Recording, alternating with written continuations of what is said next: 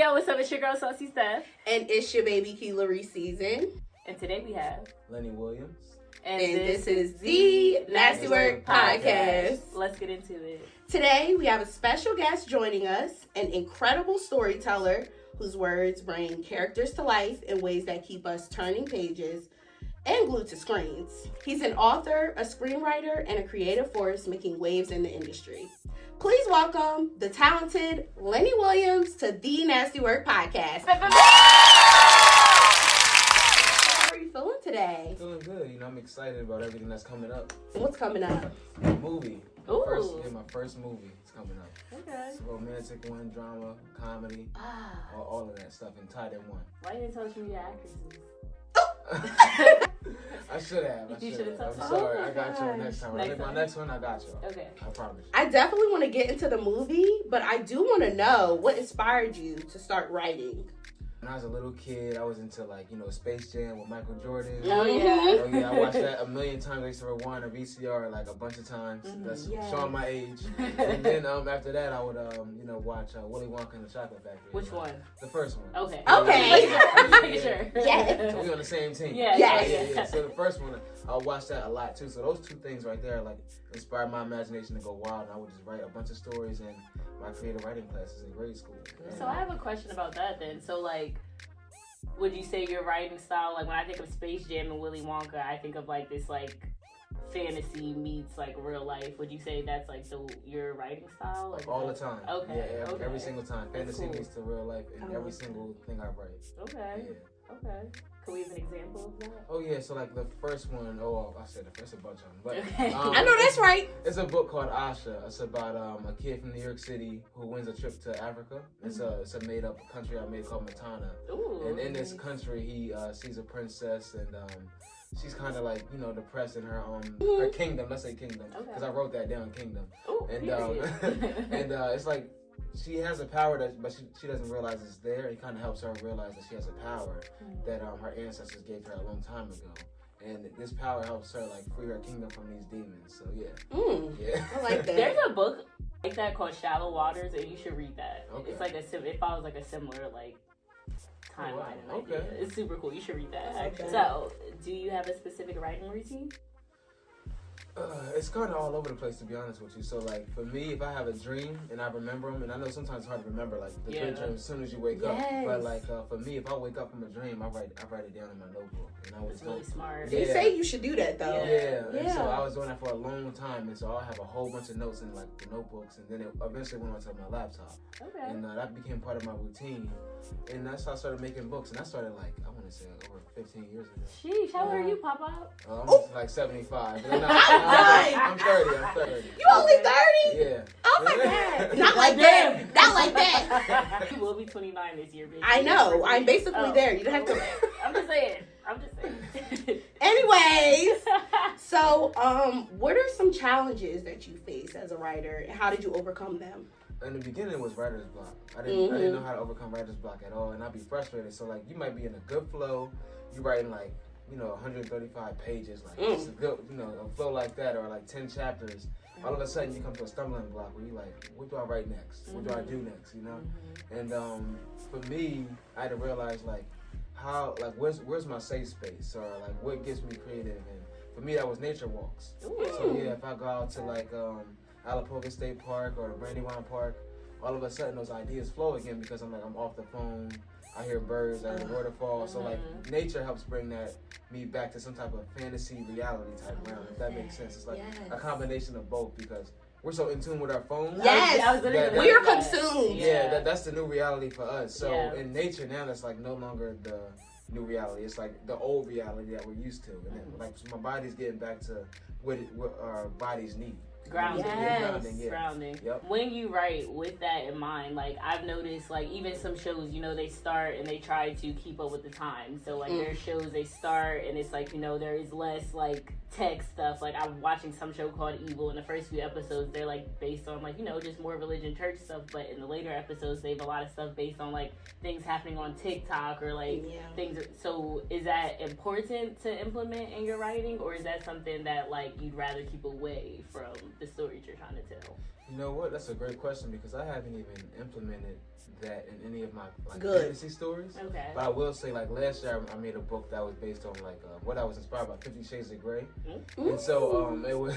I love so you that. say, like the text messaging and stuff was involved, Yeah. as far, like because it was like more of a nonfiction story. Gotcha. So yeah, so that was the first time I actually implemented like social media and texting and everything. Okay. What's the most surprising or unexpected thing you've learned about yourself through writing? The most surprising, unexpected. I think I learned that I was really patient. Oh, Yeah. yeah. You gotta be. Yeah, because with the book business, it's like it's a long game that you're playing. So like it takes time like to make a whole story. So let's say if you're working on a novel or even a children's book, you gotta wait for your illustrator. If you don't illustrate, if you're a novelist, you gotta wait on your editor, the publisher, the promotion and everything, and that may take a couple years. So it's like it's a whole different ball game. But with filming, it's quick. Like as far as not like making a movie and it's out there, but you want to do a skit, you can post it that same day. But with writing, it's a long game, and I don't know how to be patient. And I realized that I was patient. Amen. That's Yeah. awesome. It's hard for a lot of people to grasp I'm that. an impatient ass bitch, so trust me. Like, it's not happening right now. Like not right now. Exactly. Yeah. So that's amazing and beautiful. The question is, do you have a dream project you're working on or hope to create one day? A horror movie. Yes. Yeah. Okay, Jordan Peele. Yeah, We I want like to make that. a horror We movie. like I'm that. into like all the stuff like the. I used to when I was a kid. When we were younger, remember like the AMC marathons? Like Yes, Michael Myers, yes. Freddy Krueger and stuff. So like I was always watching that. Do you like Mike Flanagan? Mike Flanagan. He goes. You okay? So like for the spooky horror thing, he did Haunting of Hill House, The Haunting of Black yeah, Manor. I love that. Like Yeah, he's like yeah, one of yeah. my favorite. I'm a horror girl, I got so you, he's I like got one of you. my favorite like TV producers, like modern day for like horror. You should check him out. Oh yeah, Like, yeah. Nice. I've seen both of those. The recent Yes, ones, right? Yeah, yeah, I know they they're had them so back in the day too. Did you see the Fall of the House of Usher? It was like the Edgar Allan Poe like. I see the promotion. I seen the promotion for it, but I didn't watch You it. should watch it. It's so Nice. cool for the horror part of it. So that's my dream project. Cause I have a book called The Loner and the God, and so it's about another high school student who falls in love with a goth girl, and so like and she's a witch. So that story is cool too. So like if you guys get a chance, check that out. The Loner. We're checking this all out. I have really. another question too, though. So I've noticed a lot of like production is based in high school or with younger people. Why is that? The energy. Okay. The energy is there. So like for me, I wrote most of these stories when I was younger. Okay. And so when you're younger, I want to say you don't have a chance to put that out yet. Like I didn't know where to go to in like high school and college when I was working on these stories. But as I got older, I was able to YouTube and network and things like that. As an adult, I was able to network. So I'm like, let me put these stories out now. Right. And then once I finished those stories, that's when I was able to get into my adult stories. Okay. So those stories that I mentioned now, I was like 19, 20, like they were already. So I was in that time in my life, like or just getting out of it. Right. And they finally were able. So it was still true to your experience Yeah. at that time. Now for the guys that do it now, like I know Euphoria. Yeah, for example, I want to say some people, like when I look at certain directors, like who made like Sabrina the Teenage Witch that was on Netflix. He did other things too, other shows, but he did high school shows. It's either because something could be wrong with him, or he didn't have a chance. He didn't have a chance to make films and stuff like in the 80s or 90s when he was younger. So now he finally got a chance to do it. One of those things. So he's staying true to Staying that. true to that, yeah, Okay. yeah. So I like understand that. that's one of those things. But pretty much I'm all over the place. Like I made children's books, stuff for teenagers, stuff for adults. But yeah, so the project I'm working on now, it's called A Calm Summer Day. That was inspired by the movie Love Jones. Love Jones, and then also it's an aspect where the topics highlight drug prevention, suicide prevention, and what's the name? Mental health awareness. And so part of the Love Jones aspect too, we add inspiration by Euphoria, and it's a show called The Bear on Hulu.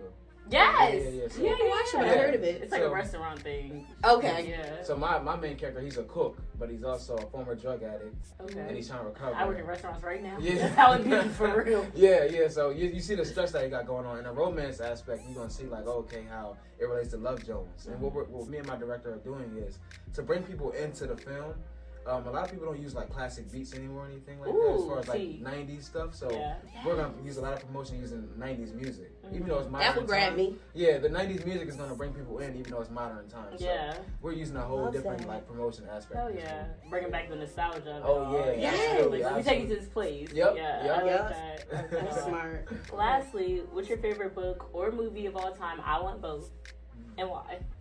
My favorite book of all time. It's almost like it is an autobiography, but it's also a self-help book. It's by Michael Strahan. He played with the cat. Yeah. So it's called Wake Up Happy. Okay. And the reason he wrote that book is because, like, as a football player and as a father going through a divorce, it was a lot of stress that came with that. And, like, he didn't know how to, like, address the mental health part. This is, like, back in 2012 when he wrote this. So he addressed, like, the mental health stuff before, like, you know, Charlamagne even made it popular for black men. Hell yeah. So, like, when he wrote this story, like, I would read it over and over and over again about, like, how to wake up. And I know every day you're not going to be happy. Amen. Exactly. That's why I love tomorrow. Yeah, you know, it's like, how do I address this day the best way I can? You know what I'm saying? How can I approach this day without, like, making myself go crazy? You know, no matter what I'm going through, because life's going to happen regardless. Hell yeah. And so I love that book. And my favorite movie of all time, it's nobody really knows this movie like that, but it's a Richard Pryor movie from the 70s. And it's called Blue Collar, and it's about I've heard of it. So it's about these guys that work for like a automobile factory, and like they're in the union, and their boss is pretty much like effing them over as far as money and wages, and they go against their boss to, like, you know, get a better deal or whatever. But then all of a sudden the boss makes all the coworkers turn on each other and people getting killed and stuff. So yeah, it's a little comedy to it because Richard Pryor's in it. But it's very deep though, to how, like, pretty much like not only America but every system in the world works when it comes to making you turn on people for money, so that they can benefit from it, so that you can get a higher access or a higher status in life. So yeah, it's a good movie. Extra question. As a black man, do you feel like it's hard to take up space in this, like, writing, directing? Like, do you see people that look like you? Do you feel like you have to fight harder than maybe your peers? Like, what's the journey been like for you in your black experience? Unfortunately, like, it's and I hate to say it, it's when you try to reach out to other, like, black people. It's almost like a jealousy that happens. Hell yeah, you know what I'm saying? Yeah. And it's like I don't even want to say that, but it's the truth. And then you find yourself in my situation personally. Like I found like more like white directors or whatever. They help me out more as far as like, and it may be like a thing where they like, oh, let me help out this black kid or whatever. Right. Let me do this one favor. But they do it, and then like when you try to get advice from other black people that's like that actually made it or are about to make it, they just don't reach out to you or don't like communicate with you, even though like I don't want anything from you, just a little advice, and they won't respond or anything. And like in that field, so people that's on the same level as me, like we're both trying to make it. If we're both black, we're cool and we help each other out. But when it comes to the ones that already made it or about to make it, there's like this ego thing where it's like, nah, I'm not bringing you on. But I'm different. Like for me, if I did a lot in writing as far as books. Whenever it's a young black woman or a black man or anybody like that needs help, I'm helping them out. Like there's no ego thing with me. You want to give back. Yeah, I want to give back. Even when it comes to the film thing, I'm new to it, but as I keep on getting elevated in this space, I'm always gonna help people out. You know, like I don't get that whole ego thing. I think that makes me think of like when Issa Rae was like, you know, we spend so many times trying to like network up and we need to network across. And then it's like even in my networking across, maybe I got lucky one day and I had this like little break or whatever and it like worked out. But then it's like now I'm like, oh, I have to like make sure it's okay with my peers. And that's another reason why like for Nasty Work, I'm so open to doing it with my sister because it's like I do believe we'll get successful and maybe somebody will call her one day and be like, oh, Kiana, we want Kiana for this. And bitch, that's my sister. Like it don't have to be Nasty Work, or it could be Nasty Work by way of Kiana, but I don't know if there's many other people that would be okay with that. I don't know if truthfully I'd be okay if it wasn't my sister. Shit. Like, let's just be for real. Like, you know what I'm saying? So I think like it is that much easier with family, but also it's like I have like some people in my life that are doing very well, and I'm like, oh, like you don't want to help me. You have a hand in media. Like even the people we used to record with is like, bitch, you got this shit. We can't get a little promo on your page. Like out in the studio, bitch. We using your studio. Like you know. Yeah, it's a very crazy dynamic, and it's like, and it's I was good. just thinking that, Yeah, and it's good that she trusts her sister because, like, you know that she won't turn on you. She's not. She don't have no choice. Yeah.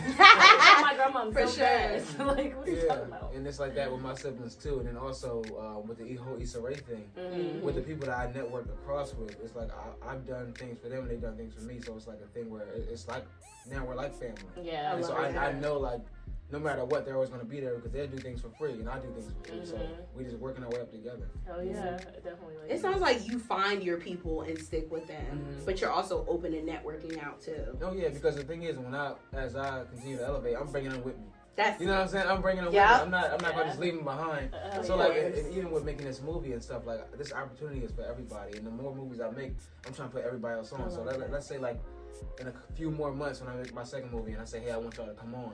That's me like, hey, I want y'all to be seen too. I'm trying to get it on Amazon Prime, Netflix. Like, I don't like that whole thing where it's like, oh, you just leave people behind, because like then that energy comes back to you. It does. You don't be around fake people all your life. Exactly. You know what I'm saying? I'd rather keep it real and have that good karma come back. And I think when you're genuine things come to you. And that's one thing I think I have experienced from this podcast. Like, it'll be like, I remember this one girl like DM'd me one day, and it was like a video talking about, you know, you people think you do this and nothing. And I was like, damn, like, you saying I ain't shit? She's like, I'm saying you ain't shit yet, but I got faith in you, you will be. And I don't even know this bitch. I was like, you're trying to chew me up, but thank you. Like, shit, I appreciate that. Like, but it is like, it's just amazing. Like, we do what we do, and it's like, we do the shit in my apartment, and it's like, we go and people watch us and they see us, or they're like, oh, like, I saw that episode, I think it was so interesting, your perspective on this. And it's like, oh, you was paying attention. Like, I was just talking to my sister. Like, that's crazy. No, literally, my friend's mom was like, does Kiana have a podcast? Because she be on YouTube. I don't even know if I want her mom to see this, but I'm just like, oh my gosh. Do you guys think about that sometimes, about, like, you know, just the older folks, like, just hearing how you talking talk? spicy. My mom already knows, like, my mouth, she knows me, but I'm just like, I probably would be a little cringy if my mom watched. Our dad said to me a couple months ago, you know your granddaddy be watching. I'm like, my granddaddy know his granddaughter. What are you talking about? Exactly. Like, what are you talking about? But also, her and I are never saying anything to hurt anybody. Our dad do catch some sherries. That's his business. But it's real. We're real. But we're never being belligerent. It's never fuck you and your mama. You might hear something about a sex position, but that's your business. Not at all. The only thing that sometimes worries me is literally like, sometimes I think our dad do be catching strays, but I'm like, nigga, should have been a better dad. And then it is like the thing of like, you know, I be doing my little dirt and I might talk about an experience I had with the nigga that I'm not with right now, and I'm gonna put a date on it, shit like that. But that's all. Yeah. You know. As long as his name don't come out there, right? Or you throw his name out too. We don't put names out there. Names out but there. I will look at the camera and be like, you know who you are. And if you watch it, you know who you are. September 3rd, 1990, and... But yeah, like, but I don't give a fuck what nobody else say about anything we're saying, because we don't say anything to hurt people. We are genuine and we speak about what we know about it, and I think we're pretty good about prefacing, like, this is my experience. Right. This is my perspective. Like, I don't say shit is facts. I don't say anything is law. Like, this is my experience. It should be the same thing. Like, hot takes. Let's say, to the thing we were talking about earlier, like, to the people that just wasn't reaching back out or whatever like that, it's like, once I do get up there, I don't want to hear shit. Don't fucking call me, bitch. I don't want to hear shit, you know what I'm saying? So Hell it's like, yeah. We don't want to hear shit. Thank you. That's my hot take. Seriously, and I'm looking forward to that for all of us. Seriously. I think about that all the time, like, and it's just like the thing of like, especially like with the producer aspect of it, I can't wait till it's the three of us accepting our fucking award. I'm really grateful things happened the way it did, and we didn't talk too much about why we're starting from the bottom again, but I feel like this happened because it needed to, exactly how it needed to. I agree. We have more control over our shit. And we get to be ourselves, and nobody saying, why are we saying it like this? So I'm grateful for that. I do have a hot take, and since you're doing film, storytelling, all those things, Love and Basketball was actually a horror film. I agree! Q was a bitch. He was a bitch! Monica, she deserved better. She knew what she wanted, and she was willing to put the work in. Q wanted a bitch as soon as he got an injury. You gotta put the work in 10 times harder, boy. You're black, you know. And if you dunk on me when I'm playing you for love, nigga, I'm gonna whoop your ass. Hated Monica. And I want us to really look at this. And back then, I was like, oh my God, Love and Basketball, but I'm an adult now. And I have dealt with some of those behaviors. Bitch, he hit you because you was better than basketball It started when y'all was young. kids. First of all. And then you said, "Play me for your heart," and that nigga dunked on you, mama. But you mind fucked her and was like, whatever he said, give it another try or whatever. Bitch, I don't want you. You dunked on me. And you bought that bitch some Burger King. A horror film, if you ask me. Ain't no black romance, none of that. None of it. That's my hot take. My hot take is, I just got back from Greenville. Niggas, why y'all so cool to dance? Don't be too cool. Y'all pay money to have a good time. And I feel like in the club, at the festivals, at the concerts, why is niggas too cool to dance? Y'all want to dance on TikTok. Shaking them hips. Don't want to dance. Oh, God. Stop standing on the wall. Or get the fuck in the back so I can dance in the front. Yes. And that's my hot take. Well, that wraps up another episode of the Nasty Work Podcast. Thank you so much. Yes, I love this. Everything about this. I'm so grateful. I can't wait to see what we're doing in a couple months. Not Also, even make in a sure year. you shop That's too right. much. That's right. Thank you to Too Much. And also, I want you to give out your socials. where they can find your content. Oh yeah, everything is on Lenny'sImagination.com. Okay. Yep, and then Lenny's_imagination. That's my Instagram. We'll link all that too. Thank you guys. Thank you.